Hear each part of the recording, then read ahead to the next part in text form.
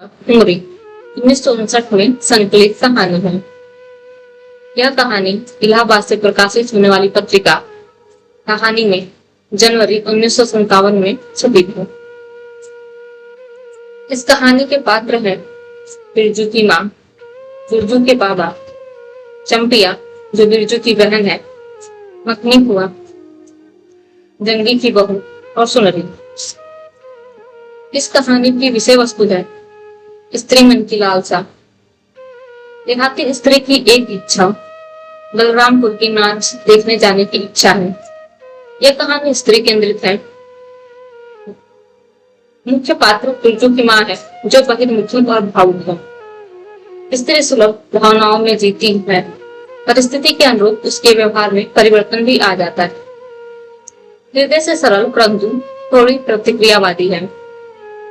बिरजू की माँ को बैलगाड़ी पर बैठकर नाच देखने जाने की लालसा है। इसमें मुहावरा है, आगे नाक न पीछे पगहा। लाल पान की बेगम प्रतीक है, सुंदर, आकर्षक, जिम्मेदार, कुशल गृहिणी, आदर्श पत्नी और प्यार करने वाली माँ। तो कहानी देखते हैं लाल पान की बेगम। क्यों बिरजू की माँ नाच देखने नहीं जाएगी क्या? बिरजू की माँ शकरकंद उबालकर बैठी मन ही मन फूट रही थी अपने आंगन में। 7 साल का लड़का बिरजू शकरकंद के बदले तमाचे खाकर आंगन में लोट लोट कर सारी देह में मिट्टी मल रहा था। चंपिया के सिर भी चुड़ैल मंडरा रही है। आधे आंगन धूप रहते जो गई है सहुआइन की दुकान छोवा गुड़ लाने, सो अभी तक नहीं लौटी। दिया बाती की बेला हो गई। आए आज लौट के जरा। बागड़ बकड़े की देह में कुकुर माछी लगी थी, इसलिए बेचारा बागड़ रह रहकर गूंज फांद कर रहा। बिरजू की माँ बागड़ पर मन का गुस्सा उतारने का बहाना ढूंढ कर निकाल चुकी थी। पिछवाड़े की मिर्च की फूली गाछ बागड़ के सिवा और किसने कलेवा किया होगा। बागड़ को मारने के लिए वह मिट्टी का छोटा ढेला उठा चुकी थी कि पड़ोसन मखनी फुआ की पुकार सुनाई पड़ी। क्यों बिरजू की माँ नाच देखने नहीं जाएगी क्या? बिरजू की माँ के आगे नाक और पीछे पगहिया न हो तब न फुआ। गरम गुस्से में बुझी नुकीली बात फुआ के देह में धंस गई और बिरजू की माँ ने हाथ के ढेले भी पास फेंक दिया। बेचारे बागर को कुकुर माछी परेशान कर रही हो। आहा, आए आए, हर हर, आए आए। बिरजू ने लेटे ही लेटे बागर को एक डंडा लगा दिया। बिरजू की माँ की इच्छा हुई कि जाकर उसी डंडे से बिरजू का भूत भगा दे, किंतु नीम के पास खड़ी पनभरियों की खिलखिलाहट सुनकर रुक गई।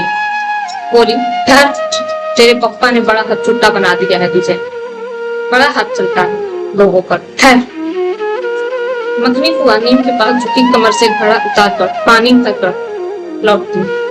पनभरनियों में बिरजू की माँ की बहकी हुई बात का इंसाफ करा रही थी। जरा देखो तो इस बिरजू की माँ को। 4 मन पाठ झूठ का पैसा क्या हुआ है, धरती पर पांव ही नहीं पड़ते। निसाफ करो। खुद अपने मुंह से 8 दिन पहले से ही गांव की अली गली में बोलती फिरी है। हाँ, इस बार बिरजू के पप्पा ने कहा है बैलगाड़ी पर बिठाकर बलरामपुर का नाच दिखा लाऊंगा। बैल अब अपने घर में तो 1000 गाड़ी मैंगनी में मिल जाएगी।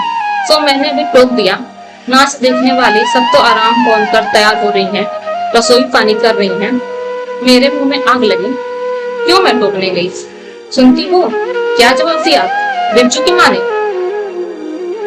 मखनी फुआ ने अपने खोखले मुंह के ओठों को एक ओर मोड़कर टिचती हुई बोली निकाली। अरे रे, हाँ हाँ, बिरजू कि मैं या आगे नाथ और न पीछे पगड़िया न हो सब ना हाथ। जंगू की पतोही बिरजू की माँ से नहीं डरती। वह जरा गला खोलकर ही कहती है, हुआ सर्वे सेटलमेंट के हाकिम के बासा पर फूल छाप किनारा वाली साड़ी पहन के यदि तू भी भट्टा की बेटी चढ़ाती तो तुम्हारे नाम से भी 2-3 बीघा धनहर जमीन का पर्चा कट जाता। फिर तुम्हारे घर भी आज 10 मन सोना बन पाट होता। जोड़ा बैल खरीदता, फिर आगे नाथ और पीछे सैकड़ों पगड़िया झूलती। जंगू की पतोहू मुंहजोर है, रेलवे स्टेशन के पास की लड़की है। 3 ही महीने हुए गौने की नई बहू होकर आई है। और सारे कुमारटोला की सभी झगड़ालू सासों से एकाध मोर्चा ले चुकी। उसका ससुर जंगी दागी चोर है, सिकलासी है, उसका खसमरंगी कुरमा टोली का नामी लट है, जिसकी हमेशा सींग खुजाती फिरती है जंगू की पतोह। बिरजू की माँ ने आंगन में जंगी की पतोह की गला खोल गोली गुलेल की गोलियों की तरह गनगनाती हुई आई थी। बिरजू की माँ ने एक तीखा जवाब खोज कर निकाला, लेकिन मन में सोचकर रह गई, गोबर की ढेरी में कौन ढेरा होते। जीभ के छाल को गले में उतार कर बिरजू की माँ ने अपनी बेटी चंपिया को आवाज दी, अरे चंपिया, आज तो तेरी बूढ़ी मरोड़कर चूल्हे में झोंकती हूँ। दिन दिन बेचार होती जाती है। गांव में अब थिएटर बैस्कोप का गीत गाने वाली पतुरिया पतोह सब आने लगी हैं। कहीं बैठ के बाजे न मुरलिया सीख रही होगी। हरजाई, अरे चंपिया। जंगी की पतोह ने बिरजू की माँ की बोली का स्वाद लेकर कमर पर घड़े को संभाला और मटक कर बोली, चल दे दिया चल। इस मोहल्ले में लाल पान की बेगम बसती है, नहीं जानती दोपहर दिन और चौपहर रात बिजली की बत्ती भग भग कर जलती है। भग भग बिजली बत्ती की बात सुनकर न जाने क्यों सभी खिलखिलाकर हंस पड़े। हुआ की टूटी हुई चंद पंक्तियों की नानी बीच से एक मीठी गाली निकाली, शैतान। बिरजू की माँ आंखों पर मानो किसी ने तेज टॉर्च की रोशनी डालकर चौंधिया दिया। भग भग बिजली बत्ती। 3 साल पहले सर्वे कैंप के बाद गांव की जलनदाही औरतों ने एक कहानी गढ़ के फैलाई थी। चंपिया की माँ के आंगन में रात भर बिजली बत्ती भुकभुकाती थी। चंपिया के आंगन में नाक वाले जूते की छाप घोड़े की टाप की तरह जलो जलो और जलो। चंपिया की माँ के आंगन से चांदी जैसे पाट सूखते देखकर चलने वाली सब औरतें लिठान पर सोनाली धान के बोझों को देखकर बैगन का पुर्ता हो जाएंगी। मिट्टी के बर्तन से टपकते हुए छोआ गुड़ को उंगलियों से चाटती हुई चंपिया आई और माँ के तमाचे खाकर चीख पड़ी, मुझे क्यों मारती है?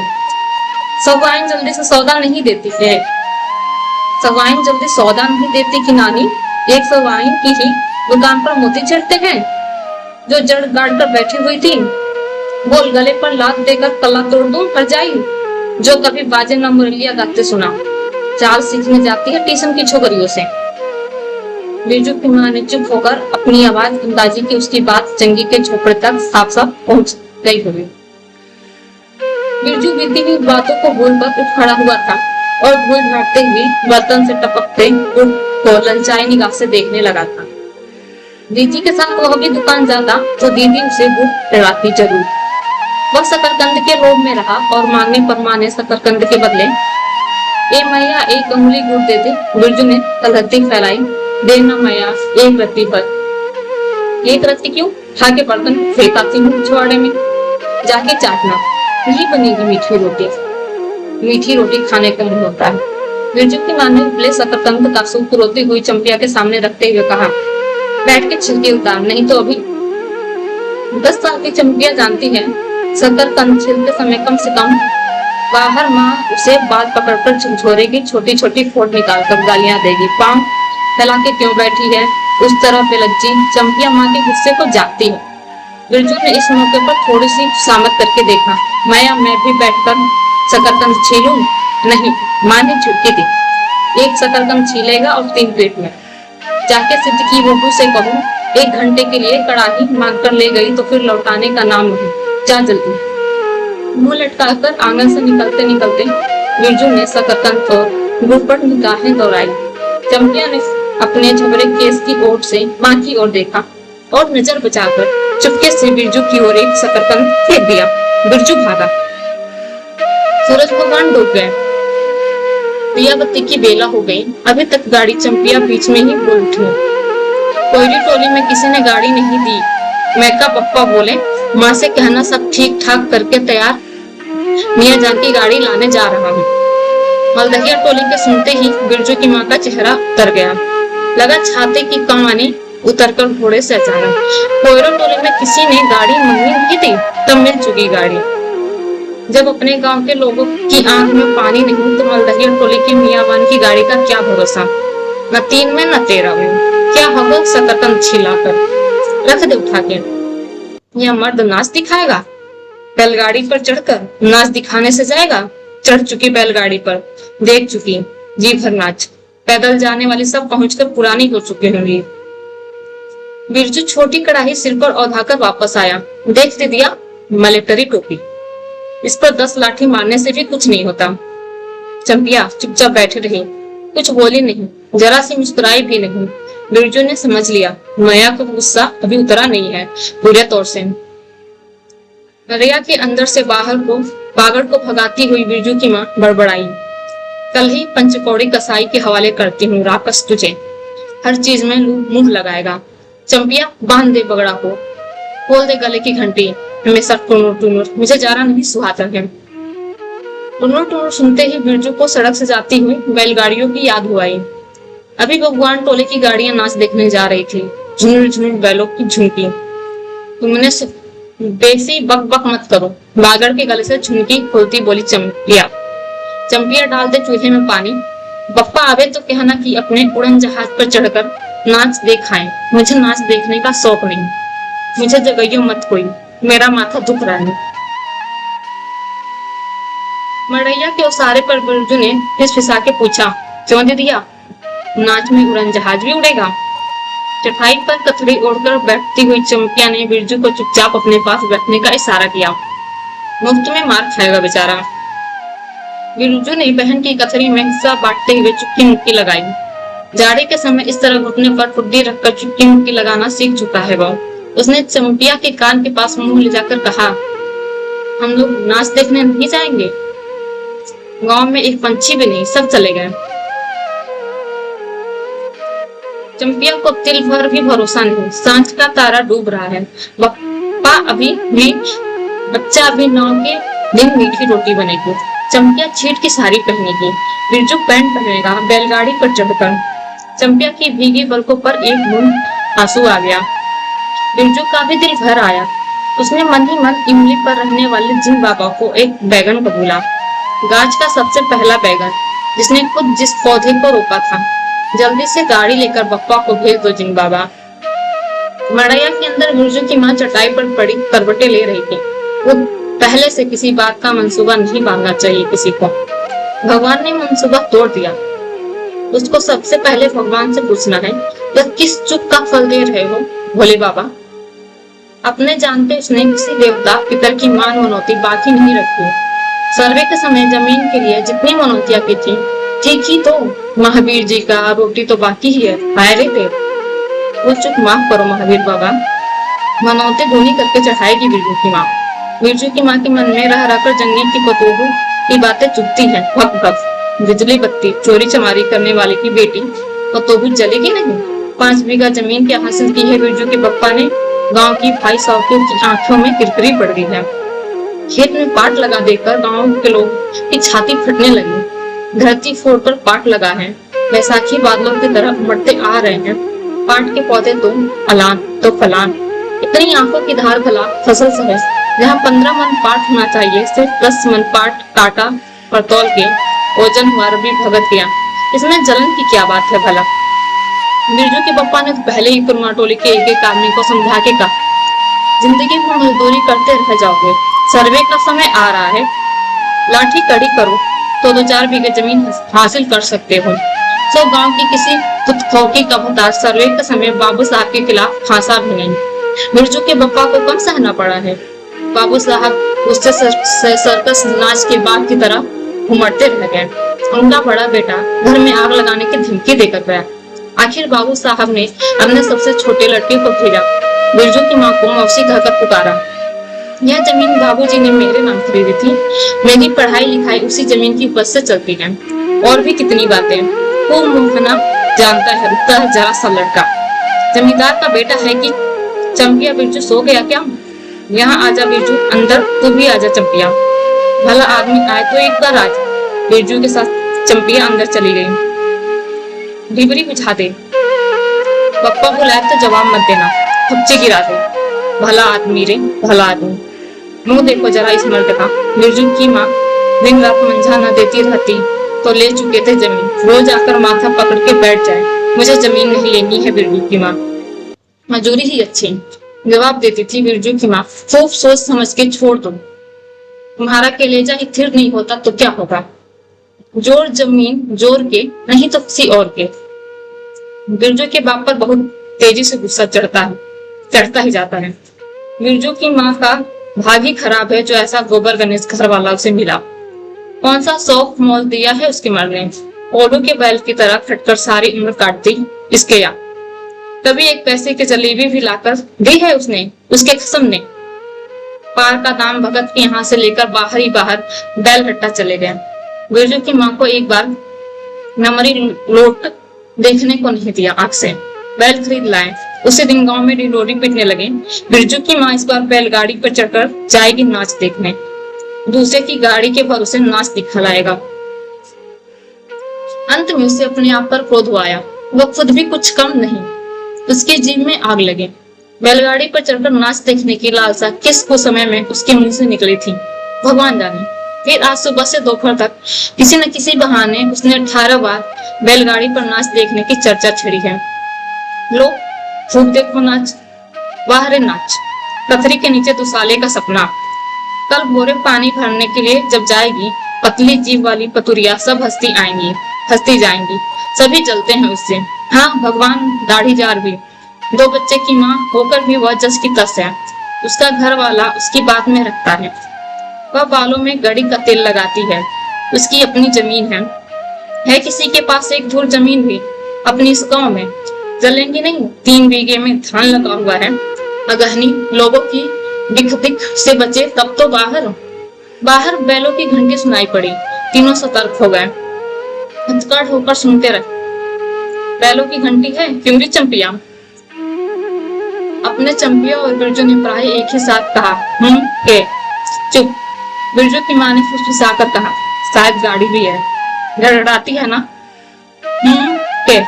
दोनों ने फिर हुंकारी भरी। चुप, गाड़ी नहीं है तो चुपके से टट्टी में छेद करके देख तो। आ चंपी, भाग के आ चुपके। चंपिया बिल्ली की तरह होले होले पांव से टट्टी के छेद से झाँक कर आई। हाँ भैया, गाड़ी भी है। बिरजू हड़बड़ाकर उठ बैठा। उसकी माँ ने उसके हाथ पकड़कर सुला दिया। बोले मत। चंपिया भी गुदड़ी के नीचे घुस गई। बाहर बैलगाड़ी खोलने की आवाज हुई। बिरजू के बाप ने बैलों को जोर से डांटा। हाँ आ गए। घर आने के लिए छाती फटी जाती थी। बिरजू की माँ ताड़ गई। जरूर मलदहिया टोली में गांजे की चिलम चढ़ गई थी। आवाज तो बड़ी खिनखिनाती हुई निकल रही है। चंपिया, बाहर से ही पुकार कर कहा उसके बाप ने। बैलों को घास दे दे चंपिया। अंदर से कोई जवाब नहीं आया। चंपिया के बाप ने आंगन में आकर देखा, न रोशनी, न चिराग, न चूल्हे में आग। क्या बात है, नाच देखने उतावली होकर पैदल ही चली गई क्या? बिरजू के गले में खिसखिसाहट हुई और उसने रोकने की पूरी कोशिश भी की, लेकिन खांसी जब शुरू हुई तो पूरे 5 मिनट तक वह खांसता रहा। बिरजू, बेटा बिरजमोहन। बिरजू के बाप ने पुचकार कर बुलाया। मैं गुस्से के मारे सो गई क्या? अरे अभी तो लोग जाग ही रहे हैं। बिरजू की माँ के मन में आया कि कसकर जवाब दे, नहीं देखना नाच, लौटा दो गाड़ी। चंपिया, उठती क्यों नहीं? ले धान की पचकसी रख दें। धान की बालियों का छोटा झब्बा झोपड़े को सारे पर रखकर उसने कहा, दिया बालो। बिरजू की माँ उठकर वो सारे पर आई। देर पहर रात को गाड़ी लाने की क्या जरूरत थी? नाच तो खत्म हो रहा होगा। विवेक की रोशनी में धान की बालियों का रंग देखते ही बिरजू की माँ के मन का सब मैल दूर हो गया। धानी रंग उसकी आंखों से उतरकर रोम में भर गया। नाच अभी शुरू भी नहीं हुआ होगा। अभी बलरामपुर के बाबू की संपनी गाड़ी मोहनपुर होटल बंगला से हाकिम साहब को लाने गई है। इस साल आखिरी नाच है। पंचशीष टट्टी में खोल दे। अपने खेत का है। अपने खेत का? उलझती हुई बिरजू की माँ ने पूछा। पक गए धान? 10 दिन में अगहन चढ़ते चढ़ते लाल होकर बालियां मलदहिया तोली पर जा रहा था। अपने खेत झुक जाएंगे। सारे कर में धान देखकर और भी सच कहता हूँ, पंचशीष तोड़ते समय उंगलियां कांप रही थी मेरी। बिरजू ने धान की एक बाली से एक धान लेकर मुंह में डाल दिया। फिर डांट दी, कैसा लुटपट है रे। उस माँ ने एक हल्की डांट, कोई नीम धर्म जो बचे। दुश्मनों, क्या हुआ, क्यों डांटती हो? नवान के पहले का नया धान दिखा दिया, देखते नहीं? अरे इन लोगों का सब कुछ माफ है। चिरई चुरमुन है ये लोग। दोनों के मुंह में नवान के पहले नया अन्न न पड़े। इसके बाद चंपिया ने धान की बाली से 2 धान लेकर दांत तासे दबाया।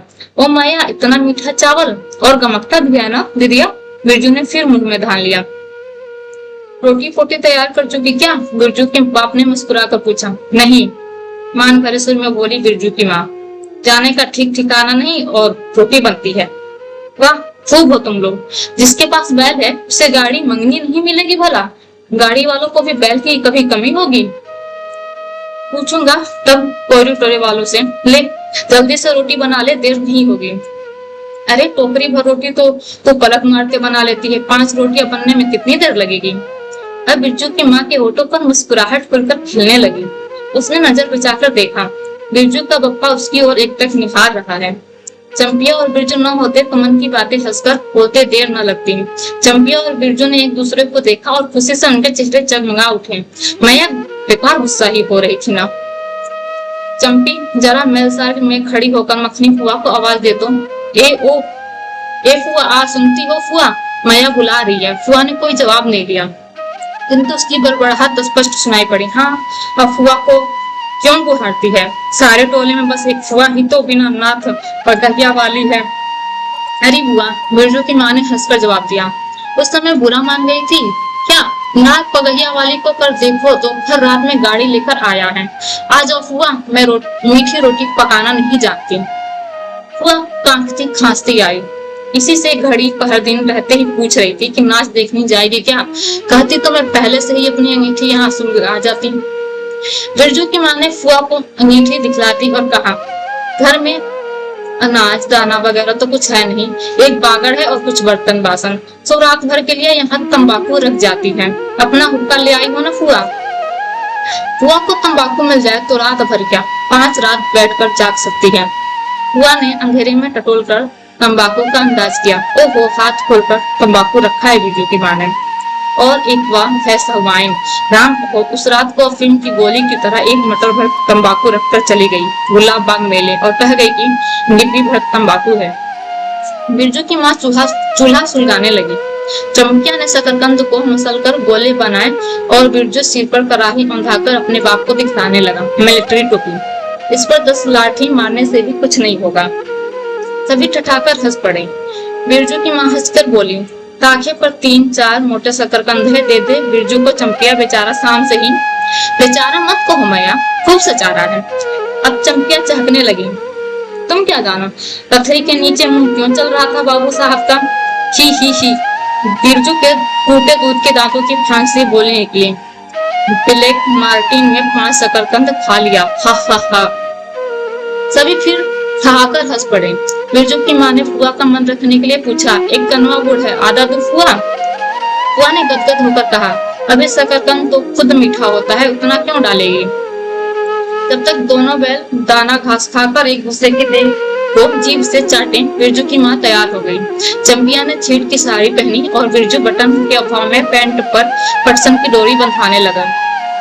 बिरजू की माँ ने आंगन से निकल गांव की ओर कान लगाकर सुनने की चेष्टा की। इतनी देर तक भला कौन पैदल जाने वालों के होंगे? पूर्णिमा का चांद सिर पर आ गया। बिरजू की माँ ने असली रूपा का मंगती का पहना है आज पहली बार। बिरजू की बप्पा को हो क्या गया है? गाड़ी जोतता क्यों नहीं? मुंह की ओर एक तरफ देख रहा है, मानो नाच की लाल पान की। गाड़ी पर बैठते ही बिरजू की माँ के देह में एक अजीब गुदगुदी होने लगी। उसने बांस की बल्ली को पकड़कर कहा, गाड़ी पर अभी बहुत जगह है, जरा दाहिनी सड़क से गाड़ी हाँकना। बैल जब दौड़ने लगे और पहिया जब चूचू करके घड़घड़ाने लगा तो बिरजू में नहीं रहा गया। उड़न जहाज की तरह उड़ाओ बप्पा। गाड़ी जंगी के पिछवाड़े पहुंची। बिरजू की माँ ने कहा, जरा जंगी से पूछो न उसकी बतौर नाच देखने चली गई क्या? गाड़ी रुकते ही जंगी के झोपड़े से आती हुई रोने की आवाज स्पष्ट हो गई। बिरजू की बप्पा ने पूछा, अरे जंगी भाई, काहे कन्ना रोहट हो रहा है आंगन में? जंगी घूर ताप रहा था, बोला, क्या पूछते हो? जंगी बलरामपुर से लौटा नहीं, पतोहिया नाच देखने कैसे जाए? आसरा देखते देखते इधर गांव की सभी औरतें चली गईं। अरे ट्यूशन वाली, तू रोती है काहे? बिरजू की माँ ने पुकार कर कहा, आजा झट से कपड़ा पहनकर, सारी गाड़ी पड़ी हुई है बेचारी, आजा जल्दी। बगल के झोपड़े से राधे की बेटी सुंदरी ने कहा, काकी, गाड़ी में जगह है, मैं भी आ जाऊं? बांस की झाड़ी के उस पार लरेना खवास का घर है। उसकी बहू भी नहीं गई है। गिलट का झुमकी कड़ा पहनकर झमकती आ रही है। आजा, जो बाकी रह गए हैं सब आ जाएं जल्दी। जंगी के पतोहू, लरेना की बीवी और राधे की बेटी सुंदरी तीनों गाड़ी के पास आए। बैल ने पिछला पैर फेंका। बिरजू के बाप ने एक बद्दी गाली दी। साला लताड़ मारकर लंगड़ी बनाएगा पतोहू को। सभी ठहाकर हंस पड़े। बिरजू के बाप ने घूंघट में झुकी दोनों पतोहुओं को देखा। उसे अपने खेत की झुकी हुई वालियों की याद आ गई। जंगी की पतोहू का कौना 3 ही मास पहले हुआ है। गौने की रंगीन साड़ी से कड़वे तेल और लठवा सिंदूर की गंध आ रही है। बिरजू की माँ को अपने गौने की याद आई। उसने कपड़े की गठरी से 3 मीठी रोटियां निकालकर कहा, खा ले एक एक करके। सिमराहा के सरकारी कुप में पानी पी लेना।